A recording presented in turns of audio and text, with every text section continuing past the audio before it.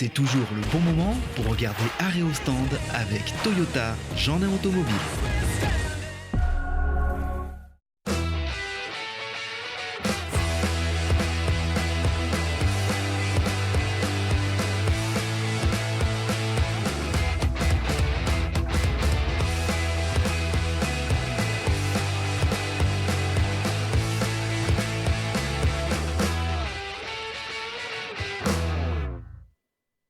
Bonjour à tous et bienvenue pour un nouveau numéro d'Arrêt au stand. Vous le savez maintenant, c'est votre émission sport automobile sur Télé Grenoble.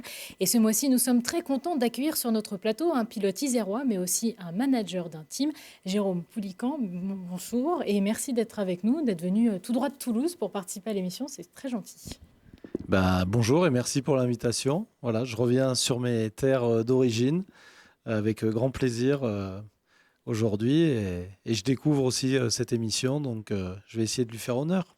Ça va bien se passer. Pour nous accompagner tout au long de l'émission, on est aussi accompagné de Yves Lemaitre, le consultant automobile d'Arrêt au stand. Bonjour Charlotte, bonjour à tous, bonjour Jérôme et merci d'avoir accepté cette invitation. On a plein de choses à dire sur cette longue carrière de sport automobile. Et avant d'attaquer cette carrière, on passe tout de suite au sommaire.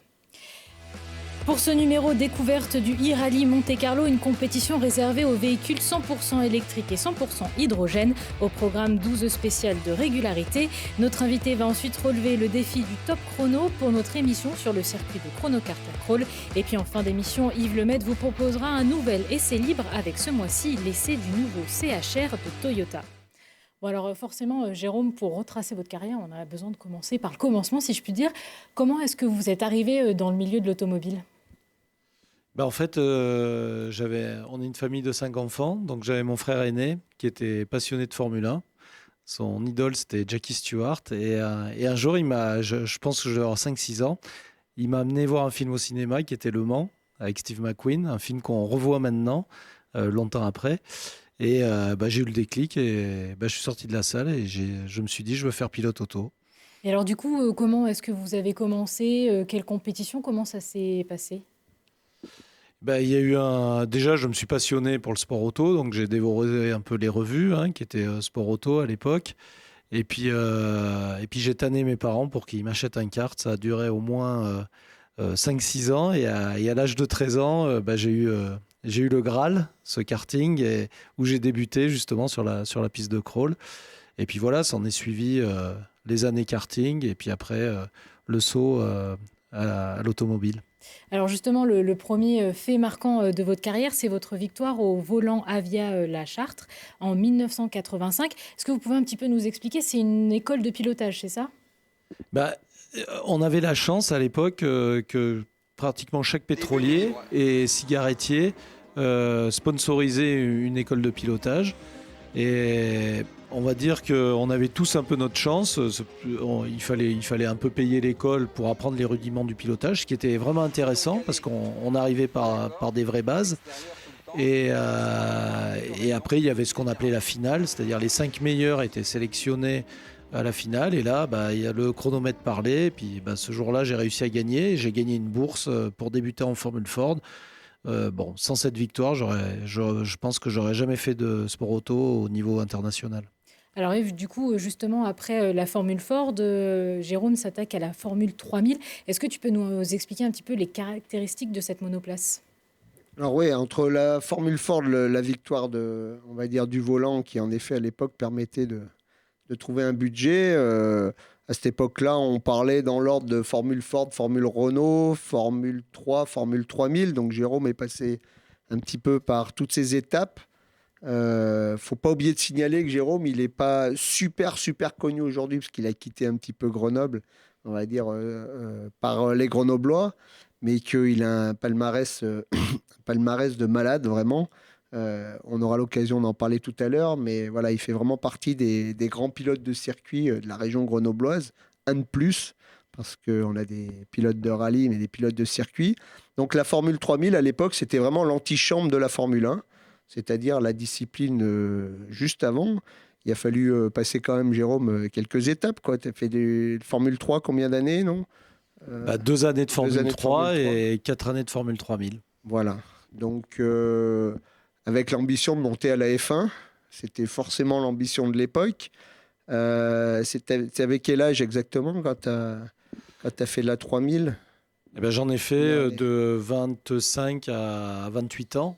Et voilà, et à un moment donné, les portes de la F1 ne sont pas vraiment ouvertes. Et il a fallu... voilà, ça a été difficile parce que pendant 10 ans, vous avez un objectif précis. Et bon, déjà, le fait d'être en 3000, je dirais que c'était un petit peu miraculeux parce que c'était déjà une époque très difficile pour trouver les budgets. Mais après, une fois qu'on y est, ben, on a envie de... Voilà, on se sent prêt. Et puis surtout que les courses étaient juste en levée de rideau de la Formule 1. Donc, on voit ça tous les week-ends. On en est très proche. Et bon, bah, quand on ne l'atteint pas, forcément, il y a un petit coup d'arrêt dans la carrière. Ça faisait quoi à cette époque-là en puissance, les 3000 ? Et en poids, on était... Grossièrement, ça faisait 550 chevaux pour 500 kilos. On était déjà sur des performances, on va dire, de haut vol, quoi. On n'était pas loin. Il y avait quel écart avec la F1 de l'époque ? Alors, il y en a eu très peu, parce qu'en fait, les normes aérodynamiques, contrairement à maintenant, n'étaient pas limitées. Donc, on avait le droit de faire évoluer la voiture. Et sur les circuits, notamment, où il n'y avait pas de très grande ligne droite, style Estoril, style Barcelone, généralement, les 2 premières lignes de la 3000 auraient pu se qualifier pour la F1, ce qui est complètement faux maintenant, hein, entre la F2 et la F1, où il y a 7-8 secondes, voire 10 secondes autour. Là, on était quand même très très proche en performance. Ta meilleure perf en 3000 ? Alors, au championnat et en course ? Alors au championnat, je suis rentré une fois dans les 10 premiers. J'ai fait 2 podiums. J'ai jamais gagné de course. J'ai peut-être fait l'année de trop en 1995, ce qui m'aurait peut-être permis de bifurquer vers le super tourisme un peu plus tôt, enfin vers des programmes constructeurs.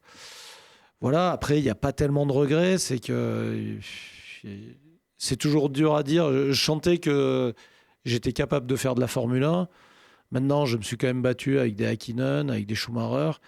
Et je veux dire, rétrospectivement, on voit que quand même, ils étaient dans une autre ligue que de nombreux pilotes de cette époque. Et voilà, je pense que j'aurais pu être un bon pilote de F1. Maintenant, être dans les tout meilleurs, il y avait quand même un cran. C'est des bons clients quand même, hein, que tu as affrontés, non ? Enfin, avec des petits palmarès derrière. Je suis de la génération, notamment l'épreuve mythique de la F3 à Macao.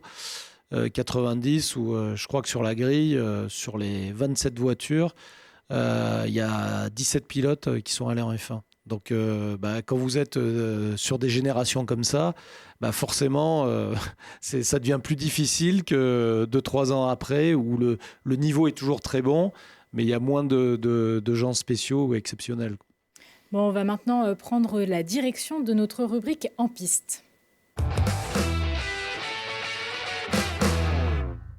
Pour ce numéro, nous vous emmenons entre la vallée de l'Isère et la principauté de Monaco pour le e-rallye de Monte-Carlo, une compétition réservée aux véhicules 100% électriques et à hydrogène.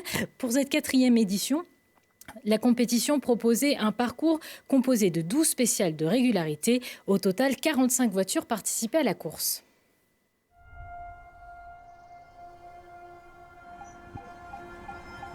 Ce mercredi, en milieu d'après-midi, le 4e e-rallye Monte-Carlo réservé aux véhicules électriques ou à hydrogène démarre en direction de la vallée de l'Isère et du massif du Vercors. Objectif pour les équipages sur un kilométrage défini, respecter une vitesse moyenne permanente imposée et bien sûr préserver au maximum leur véhicule pour la suite de l'épreuve qui se conclura dans 4 jours à Monaco.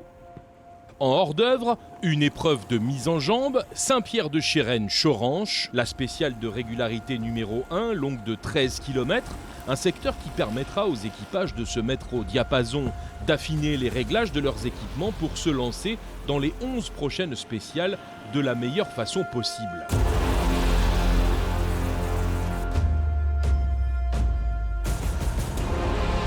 C'est ensuite que tous entrent réellement dans le vif du sujet avec Léoncelle-Barbière, disputé sur 14 km, qui comprend le franchissement du col du Tourniol, dont les épingles en descente ajoutent certaines difficultés à cette fin de première étape.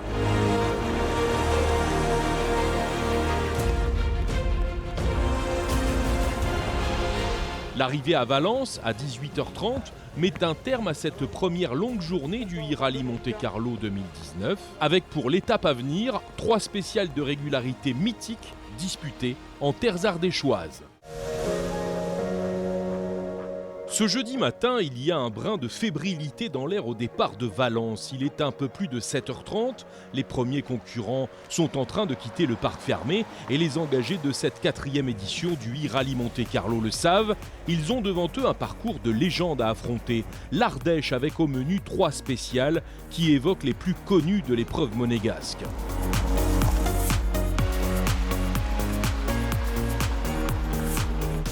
En tout début de matinée, il roule entre Giloc-sur-Ormez et Saint-Barthélemy-Grozon. 13 km à ne pas sous-estimer et qui d'entrée peuvent se révéler décisifs sur des routes très étroites où il faut maintenir coûte que coûte la fameuse moyenne. Le moindre écart est synonyme de pénalité et de perte de position au classement général.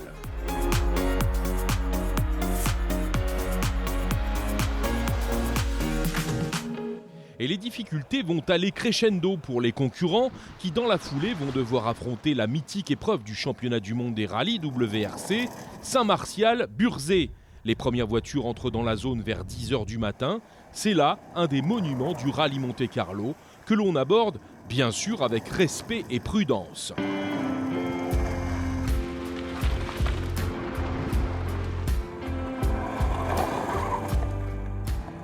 Un parcours qui prend presque des allures de pèlerinage, tant ces routes ont pris une importance historique pour les amateurs de rallye.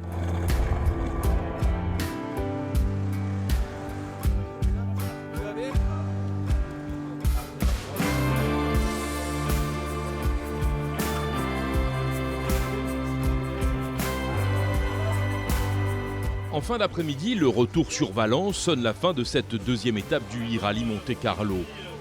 Au menu de la longue étape à venir, un parcours qui emmènera les équipages vers la principauté de Monaco, avec 3 spéciales de régularité au programme, en passant par les Alpes de Haute-Provence, le Var et les Alpes-Maritimes.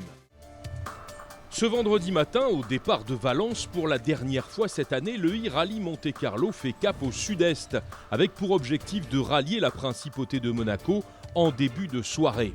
Cette 3e étape débute par un long parcours routier de la Drôme vers les Hautes-Alpes où les concurrents disputent la 6e spéciale de régularité, longue de 32 km, entre Auze et Lardier et Valença, un parcours sélectif avec le franchissement de 3 cols qui avoisinent les 1000 mètres d'altitude.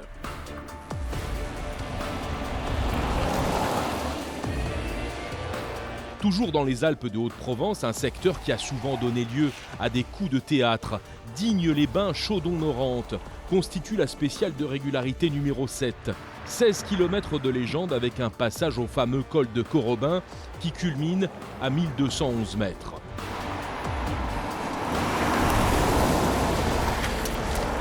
Direction ensuite le département du Var avec une doyenne des Monte-Carlo d'antan, Castellane-Châteauvieux. C'est la 8e spéciale depuis le début du rallye. Elle est disputée en début d'après-midi sur une distance de 16 km.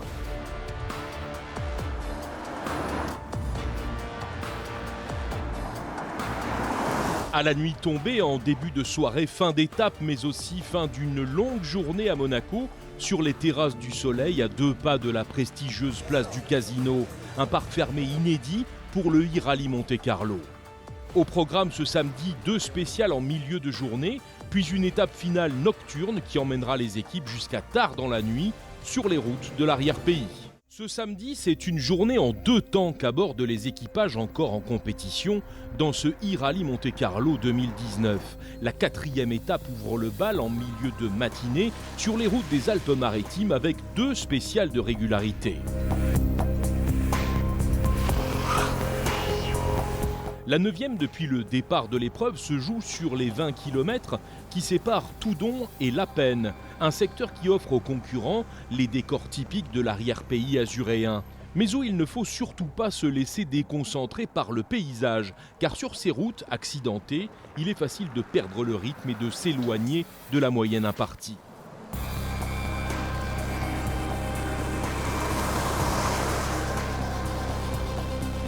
C'est la même préoccupation qui anime les concurrents vers la mi-journée, toujours dans les clus et les canyons, sur des routes accrochées à flanc de montagne et au cœur des massifs forestiers. Entre les villages de Conségude et Bouillon se déroulent les 13 km de la 10e spéciale de régularité du e-Rally Monte-Carlo.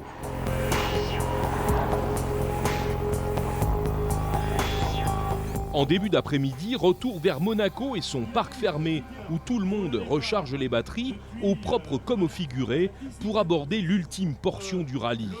Le deuxième temps de cette journée qui se déroulera à la nuit tombée.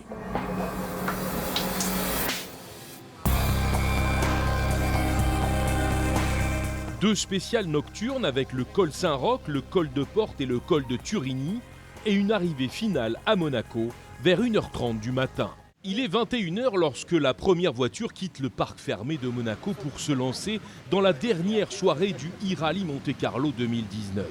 Une soirée de samedi qui, comme souvent, peut s'avérer décisive dans le déroulement sportif de l'épreuve. Allez-y, merci. À tout à l'heure. Merci madame. La 11e spéciale de régularité attend les concurrents entre Sospel et La Bolène-Vésubie. 31 km disputés à partir de 22h. Pour les leaders de l'épreuve, c'est là que tout peut se jouer. C'est une difficulté supplémentaire de conduire à la lumière des phares, avec des points de repère et des perceptions qui peuvent parfois être altérées par les conditions. C'est une bagarre au point qui se joue pour la tête de course et dans ce contexte, la tension est palpable à l'intérieur des habitacles.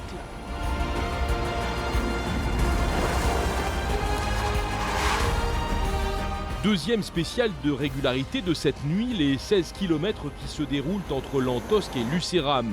Pour cet ultime secteur de l'édition 2019, il y a encore au programme 2 franchissements de col. Pour les équipages, l'arrivée est proche et la fin de parcours est toujours un moment particulier.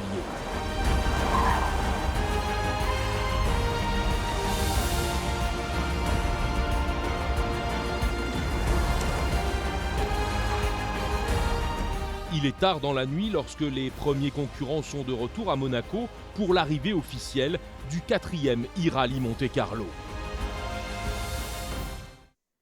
Alors vous, Jérôme, les rallyes, c'est quelque chose qui vous tenterait? Un rallye de régularité en plus, comme celui-ci? Alors franchement, régularité pas trop.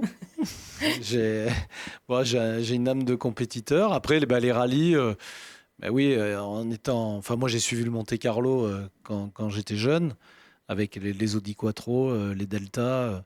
Voilà, on allait en Chartreuse, on allait à Champs-Rousse, les voir passer. Ça m'aurait vraiment passionné, mais bon, j'ai été sur le circuit, et puis a priori, tout ce que je sais faire, c'est tourner en rond et revenir au même point de départ. Donc, j'en ferai peut-être dans une autre carrière, on verra. Avec un petit peu un ou deux tonneaux sur la neige et sur la terre par là, un peu après le permis de conduire, non? On peut annoncer les scoops. Non, rester raisonnable, mais c'est vrai que notre terrain de jeu, c'était pas mal le col de Porte et Casse-Rousse. À Champs-Rousse, la route il s'en rappelle. Qui était mythique quand même. Alors, dans votre carrière, vous avez eu la chance de participer à une course qui est mythique, les 24 heures du Mans, 13 participations et une 4e place au général en 1997. C'est pas rien cette course. En fait, quand on veut aller en F1, Le Mans, ce qu'on disait à l'époque, c'était une course de chauffeur de taxi, parce qu'on avait l'impression qu'il fallait aller au bout. Et puis en fait, quand on arrive sur le circuit des 24 heures, il a une particularité que peu d'autres circuits ont, c'est que vous êtes sur une route ouverte et vous roulez à plus de 300 à l'heure, à l'époque même 350. Et là, c'est une grande leçon d'humilité, les premiers tours au Mans. Et puis après, il y a une montée en puissance de l'événement qui est difficilement explicable avant qu'on vive ça. Et voilà, et donc j'ai encapé 13 éditions avec effectivement un résultat au général, 2 podiums en GT. Voilà, j'étais devenu un petit peu un spécialiste de cette course. Et quasi que des grands souvenirs. Et après, il y a une autre chose au Mans, c'est qu'il y a la course, il y a la compétition. Et puis après, c'est une vraie aventure humaine avec l'équipe. C'est-à-dire, pendant une semaine, vous vivez un peu en autarcie avec vos coéquipiers, votre équipe. Et ça resserre les liens. Et bon, il y a beaucoup de gens avec qui j'ai fait le Mans où on est resté très proches suite à cette course. Et alors justement, en préparant l'émission, on est tombé sur une archive intéressante qui date de 1997. Je vous laisse regarder. Devenir pilote de course, un rêve. Un rêve inaccessible, pas tout à fait. Pour tous les petits garçons qui ont eu la chance de lire les aventures de Michel Vaillant, ce rêve avait le cheveu ras, le sourire charmeur et le pied au plancher. Dû au coup de crayon de Jean Graton, la Vaillante donne désormais de véritables coups d'accélérateur et elle le doit à l'écurie Courage, qui a décidé de personnaliser l'un de ses bolides à moteur Porsche. Cette année, le 13 est vraiment au départ, un numéro d'habitude absent des stands, mais Jean Graton le considère comme son porte-bonheur. L'impression que j'en ai, comme ça, c'est...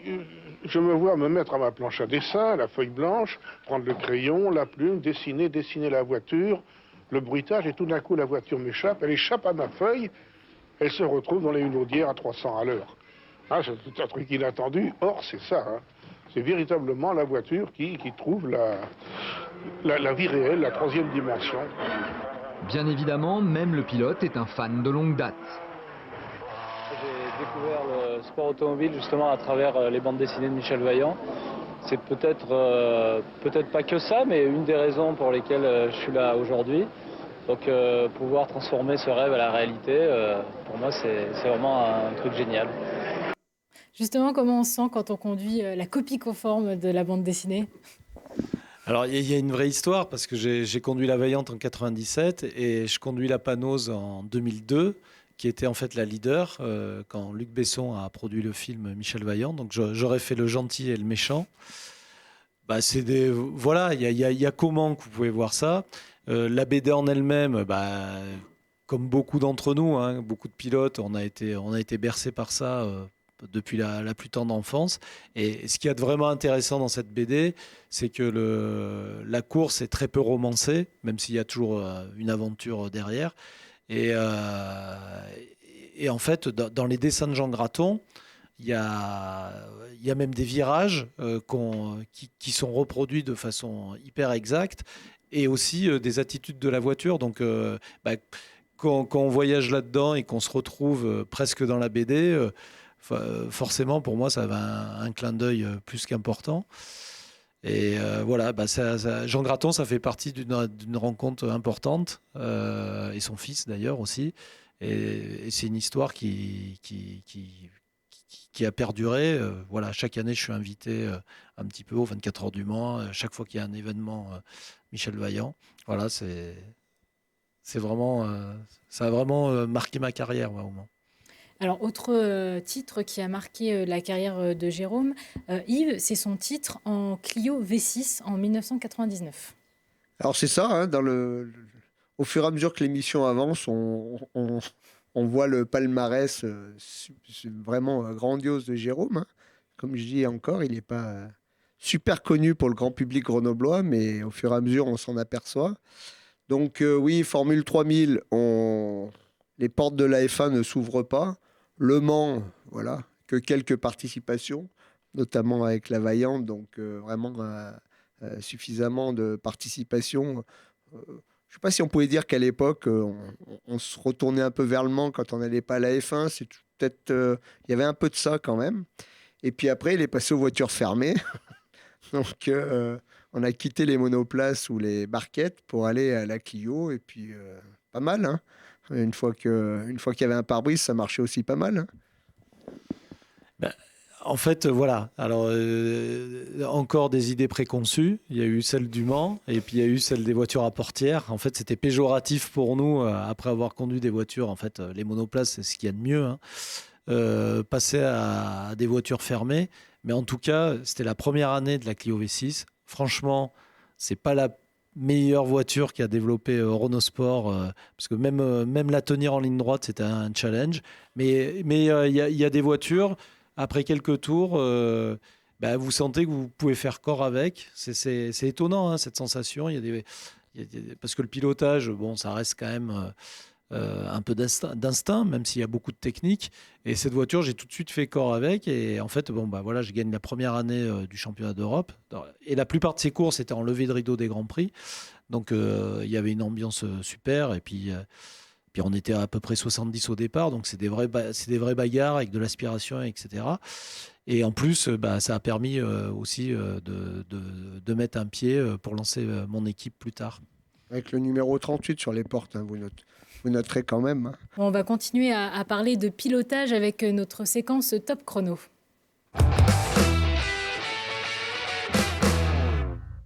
Alors, vous êtes maintenant habitué de l'émission, vous connaissez le principe du top chrono. Alors, comment est-ce que ça s'est passé pour vous, Jérôme, les premiers tours dans le kart ?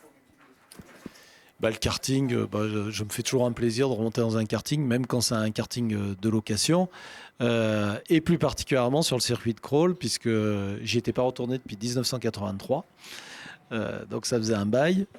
Alors vraiment, les installations sont super, le tracé en lui-même n'a pas changé, et puis voilà, je trouve que c'est un challenge intéressant.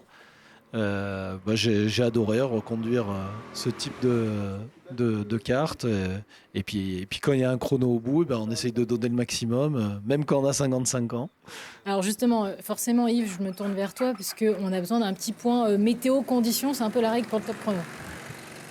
C'était très très bonne condition avec Jérôme, la piste était très rapide et on va dire qu'on avait du lourd. Hein. Enfin, nos deux derniers invités, on avait du lourd. Donc Jérôme, c'est un vrai pilote de circuit. Pas tout jeune, mais comme les vieux renards, il s'est vraiment pris au jeu. Et il y est allé, on va regarder ça. Hein. C'était top. On va regarder tout de suite le résultat en images.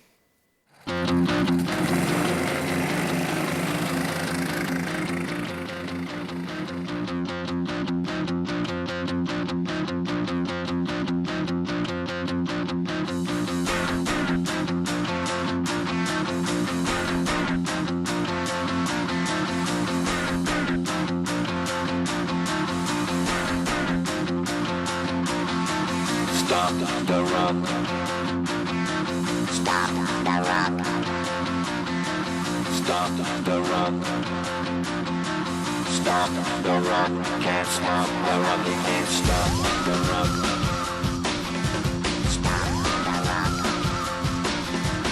Stop the rock. Stop the rock. Can't stop the rock. You can't stop the rock. Can't stop the rock. You can't stop the rock. Can't stop the rock. You can't stop the rock. Can't stop the rock. You can't stop the rock. Can't stop the rock. You can't stop.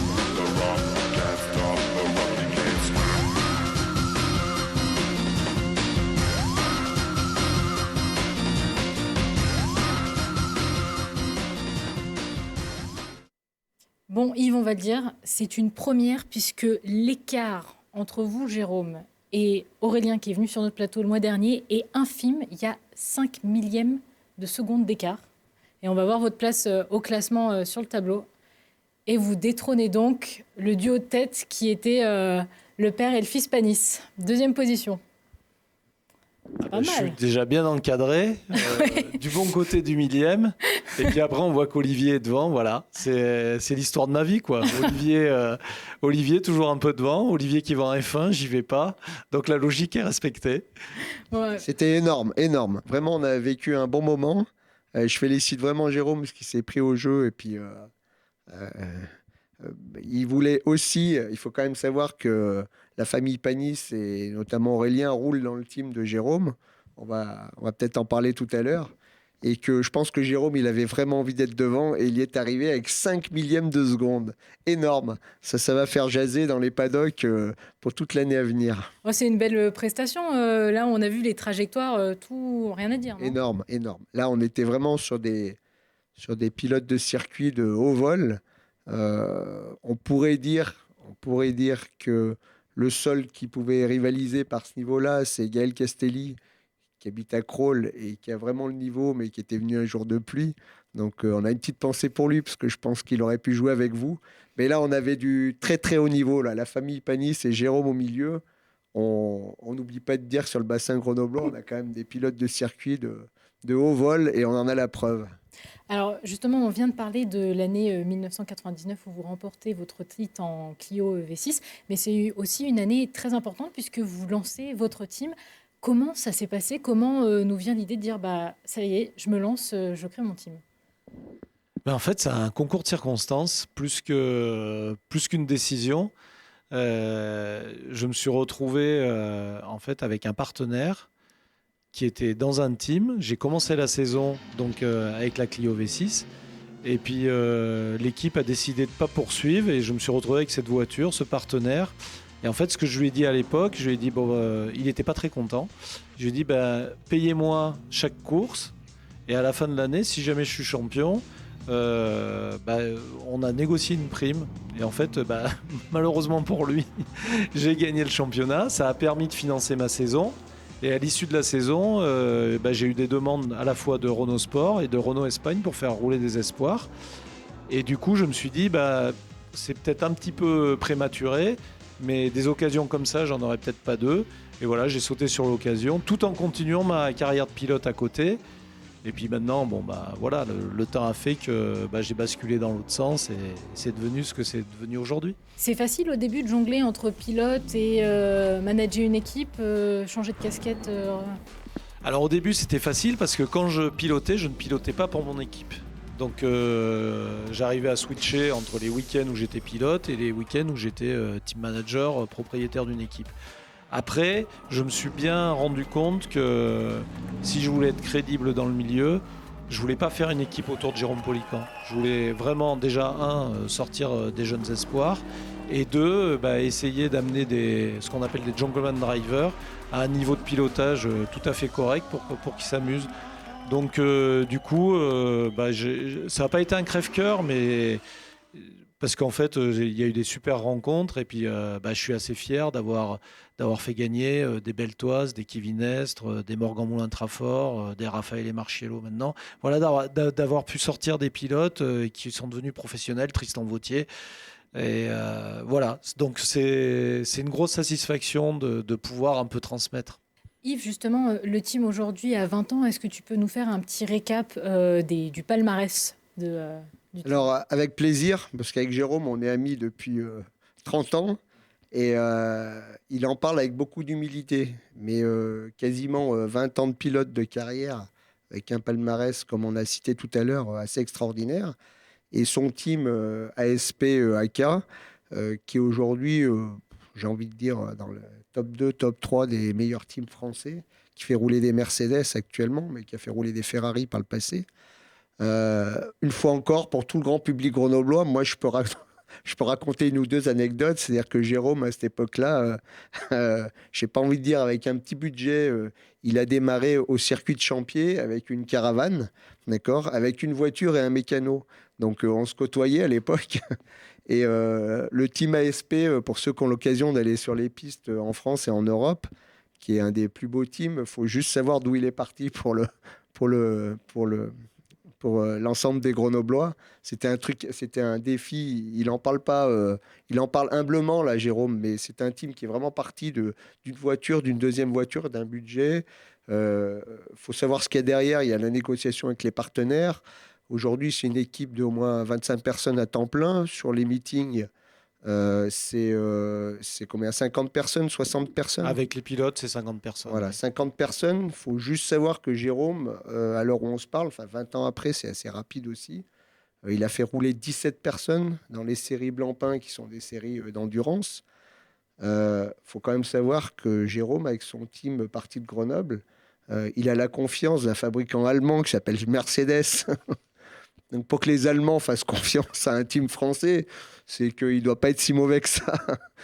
Et en tant que team manager, donc après, il rentre vraiment dans le rôle du chef d'entreprise, avec la gestion des mécanos, des ingénieurs, de la logistique, et tout ce qu'on peut voir sur un magnifique team comme le team ASP.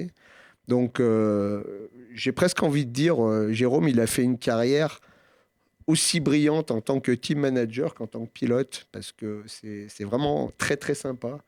Et pour savoir ce que c'est, enfin, je veux dire, pour côtoyer un peu des teams et des écuries, pour en arriver là et avoir un peu de visibilité, je sais pas, 1 ou 2 ans devant toi, 3 ans. C'est un peu comme les joueurs de foot, les patrons de team managers, tous les 2 ans, il faut tout remettre en cause pour savoir si on va arriver à boucler les budgets, les pilotes, les voitures. Mais aujourd'hui, il y a une bonne assise quand même. Le team ASP qui est basé du coup à Rabastens, près de Toulouse. Jérôme, il a déménagé, c'est pour ça qu'on n'a pas un grand garage de ce team-là sur Grenoble, mais on aurait presque pu. Ah oui, géographiquement, ce qu'il y a de bien dans ce métier, c'est que comme on voyage à travers le monde, on peut mettre le team n'importe où. Bon, géographiquement, il se trouve que ma vie m'a amené dans le sud, à Toulouse, mais je ne renie absolument pas Grenoble, c'est le départ de l'aventure.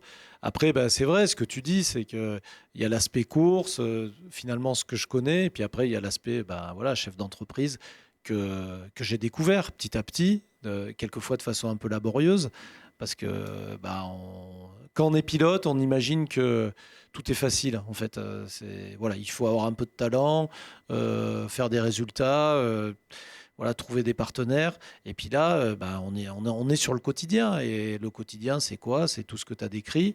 Et là, il y a eu vraiment des moments difficiles, hein, franchement. Hein. J'ai fait un petit article dans Auto Hebdo il y a 2-3 mois où je dis 10 fois, 20 fois, j'ai failli arrêter parce que voilà, je comprends ce que subissent quelquefois même les chefs d'entreprise au quotidien, la pression qu'on peut avoir. Et ça, j'étais pas formaté pour ça. Donc, il a fallu que je m'y mette pour que la finalité, c'est que finalement, moi, je me fais plaisir sur des circuits parce que ce qui me guide, c'est ma passion. C'est pas que essayer d'acheter des voitures, trouver des sponsors. C'est vraiment la course, c'est indescriptible, quoi. Les odeurs, gagner des courses, gagner des championnats.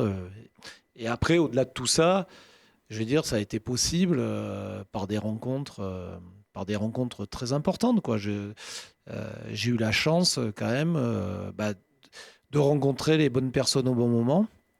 Il y en a quand même eu quelques-unes qui non seulement m'ont suivi en tant que partenaire, mais en plus m'ont donné les bons conseils au bon moment. Et ça m'a évité de faire des erreurs, notamment au niveau gestion, au niveau gestion financière et humaine, et arriver à ce niveau-là aujourd'hui. Bon, en tout cas, on va continuer à aller sur les routes pour notre rubrique Essai libre.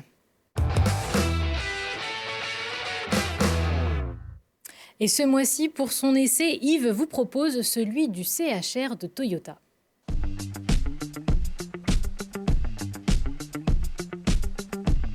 Bonjour à tous et bienvenue dans ce nouvel essai libre où nous allons essayer aujourd'hui le Toyota CHR deuxième génération, où on va s'apercevoir que ce SUV asiatique a plein de nouveaux atouts sur son restyling. Alors c'est parti, on part sur les hauteurs de Verret pour vérifier les atouts de cette nouvelle Toyota CHR.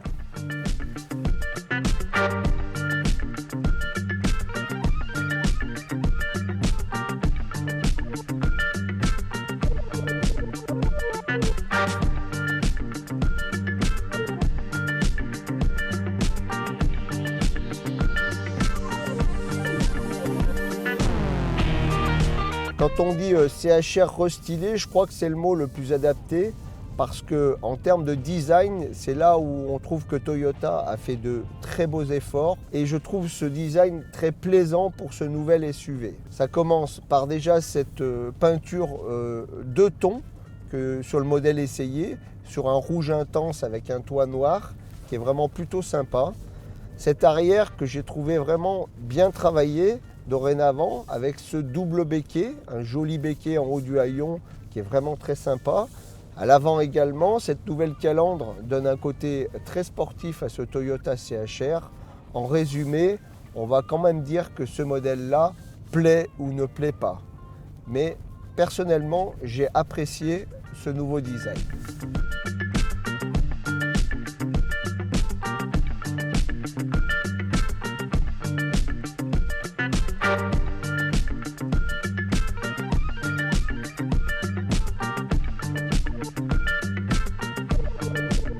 Mécaniquement, on sait que Toyota aujourd'hui a abandonné l'ensemble des moteurs diesel pour se consacrer exclusivement à l'hybride, maintenant depuis plusieurs années. C'est une technologie qu'ils maîtrisent parfaitement, un moteur essence avec un moteur électrique. Et dans ce nouveau modèle, on retrouve ce moteur hybride Toyota de 184 chevaux qui existe déjà sur la Toyota Corolla, mais qui vraiment donne une puissance très intéressante sur ce SUV de taille moyenne. Au niveau de la place, pour les 5 passagers, on a une place qui est très intéressante.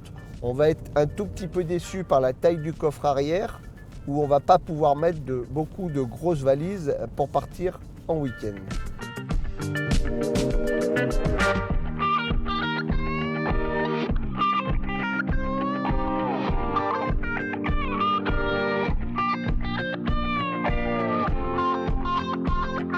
En tout cas, sur notre modèle essayé, on va apprécier la qualité des finitions, on va apprécier l'équipement global. Un petit point fort dans notre région grenobloise pour ce volant chauffant qui est très agréable, notamment en hiver, sur nos matinées un petit peu froides. On se retrouve avec une sono JBL qui est plutôt de bonne qualité. C'est toujours des points assez importants sur l'équipement. On va juste mettre un petit bémol sur, on va dire, la qualité du GPS et notamment son graphisme qui semble un petit peu, on va dire, ancien.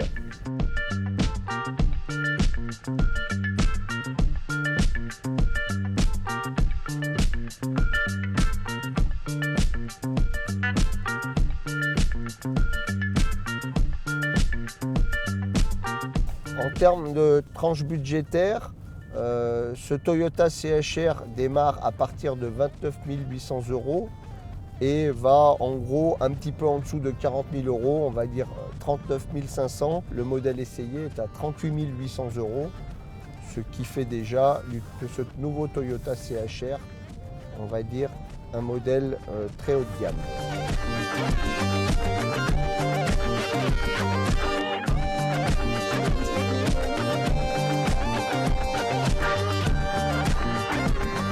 Alors, après avoir fait quelques kilomètres avec ce nouveau Toyota CHR, j'ai vraiment aimé.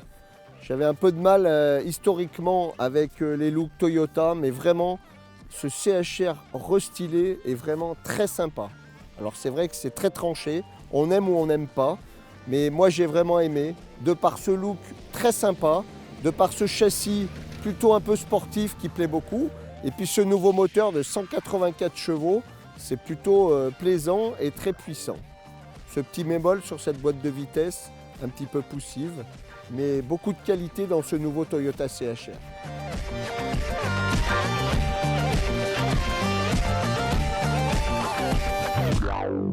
Alors Jérôme, quels sont un peu les gros rendez-vous qui vous attendent pour 2020 ?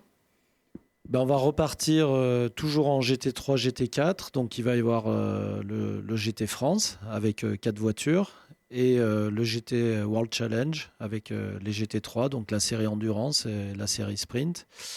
Et j'espère qu'il y a un projet qui me tient à cœur et j'espère qu'il va se concrétiser là en début d'année. C'est que je suis en train d'essayer de monter une joint venture avec un team américain pour faire rouler une voiture aux États-Unis. Parce que ça va être la prochaine étape du team, essayer d'aller conquérir l'Amérique. Bon, en tout cas, on suivra ça de très près à Télé Grenoble. En tout cas, merci infiniment d'avoir fait tout ce chemin pour venir partager avec vous votre passion de l'automobile sur notre plateau. C'était vraiment super. Merci beaucoup. Merci à vous. Et ça m'a fait un grand plaisir de retrouver mes montagnes. Voilà. Encore une fois, je ne les renie pas, loin de là. Et Grenoble, ça reste ma ville et ça reste là où tout a débuté. Et comme tu l'as dit si bien, on a été inspiré par énormément de pilotes grenoblois avant nous.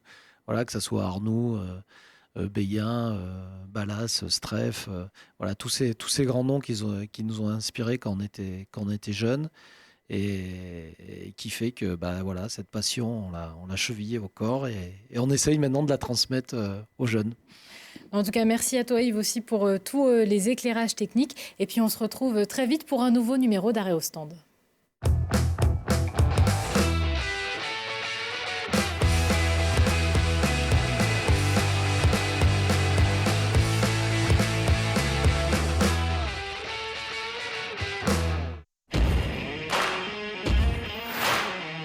C'est toujours le bon moment pour regarder Arrêt au stand avec Toyota Jeannin Automobile.